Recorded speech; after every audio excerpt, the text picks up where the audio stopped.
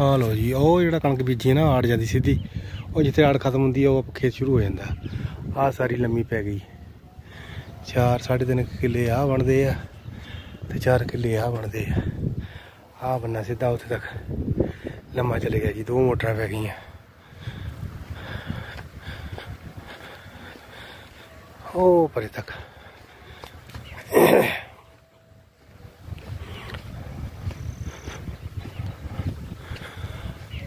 ਆਹ ਮੋਟਰ ਆ।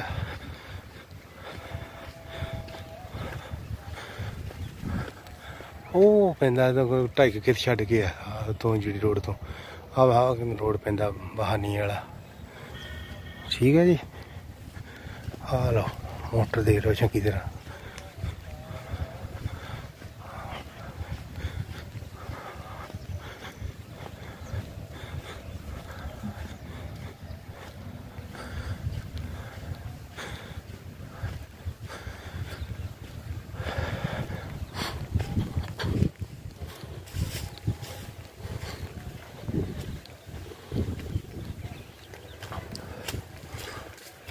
ਉਹ ਪਰੇ ਤਾਂ ਸਿੱਧਾ ਠਾਕ ਲਗਾ ਹੈ।